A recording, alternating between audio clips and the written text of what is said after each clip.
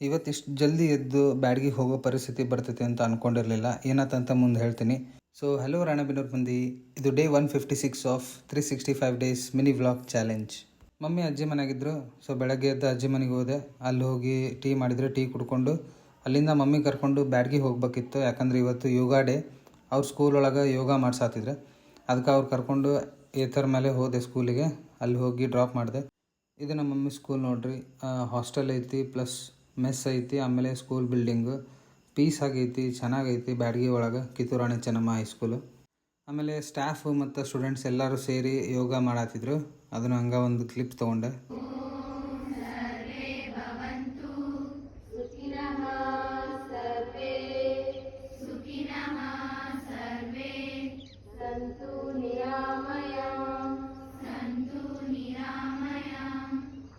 ಯೋಗ ಎಲ್ಲ ಮುಗೀತು. ಆಮೇಲೆ ಮಮ್ಮಿ ಕರ್ಕೊಂಡು ಊರಿಗೆ ಬಂದೆ. 7:15 ಏನೋ ಆಗಿತ್ತು ಬಿಟ್ಟಾಗ. ಆಲ್ಮೋಸ್ಟ್ 8 ಗಂಟೆ ಆಗಿತ್ತು. ಅಜ್ಜಿ ಮನೆಗೆ ಬಿಟ್ಟು ಅವ್ರನ್ನ ವಾಪಸ್ ಮನೆ ಕಡೆ ಹೊಂಟಿದ್ದೆ. ಹೋಗೋಬೇಕಾದ್ರೆ ಪೂರ್ವಿಕಾ ಹತ್ರ ಒಂದು ಆಕ್ಸಿಡೆಂಟ್ ಆಗಿತ್ತು. ಇಬ್ಬರು ಸ್ವಲ್ಪ ಏಜ್ ಆದವ್ರು ಇದ್ದರು. ಇಬ್ಬರು ಬೈಕ್ ಮೇಲಿದ್ದರು. ಇಬ್ಬರು ಹೆಡ್ ಆನ್ ಹೆಡ್ ಕೊಲ್ಯೂಷನ್ ಆಗಿತ್ತು. ಇಬ್ರಿಗೂ ಭಾಳ ಗಾಯ ಆಗಿತ್ತು. ಅವ್ರನ್ನ ಹಾಸ್ಪಿಟ್ಲಿಗೆ ಕಳಿಸಿದ್ರು. ಆಮೇಲೆ ಮನೆಗೆ ಬಂದು ಸ್ನಾನ ಮಾಡಿಕೊಂಡು ಪೂಜೆ ಮಾಡಿಕೊಂಡು ಮತ್ತು ಅಜ್ಜಿ ಮನೆಗೆ ಹೋದೆ. ಯಾಕಂದ್ರೆ ಮಮ್ಮಿ ಪೂರಿ ಮಾಡ್ತೇನೆ ಬಾ ಅಂತಂದಿದ್ರು.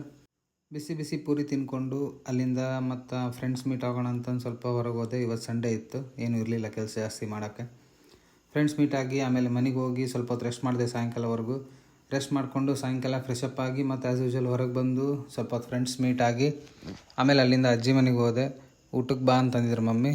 ಅಜ್ಜಿ ಮನೆಗೆ ಹೋಗಿ ಊಟ ಮುಗಿಸ್ಕೊಂಡು ಅಪ್ಪಾಜಿ ಅವ್ರಿಗೆಲ್ಲ ಊಟ ಬಡಿಸಿ ಆಮೇಲೆ ಅಲ್ಲಿಂದ ಸ್ವಲ್ಪ ಹೊತ್ತು ಹಂಗೆ ಮಾತಾಡ್ಕೊಂಡು ವಾಪಸ್ ಮನೆಗೆ ಬಂದೆ.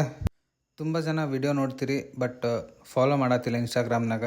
ಮರಿದೆ ಫಾಲೋ ಮಾಡಿರಿ. ಆಮೇಲೆ ಸ್ವಲ್ಪ ಹೊತ್ತು ಇನ್ಸ್ಟಾ ಸ್ಕ್ರಾಲ್ ಮಾಡಿ ಮಲ್ಕೊಂಡು. ಸೊ ಇವತ್ತಿನ ವ್ಲಾಗ್ನಾಗ ಇಷ್ಟ ಫ್ರೆಂಡ್ಸ್. ಐ ಹೋಪ್ ನಿಮ್ಗೆ ಈ ವಿಡಿಯೋ ಇಷ್ಟ ಆಗುತ್ತೆ ಅನ್ಕೊತೀನಿ. ನಿಮ್ಗೆ ಮತ್ತೆ ನಾಳೆ ಸಿಗ್ತೀನಿ. ಅಲ್ಲಿವರೆಗೂ ಟೇಕ್ ಕೇರ್, ಬಾಯ್.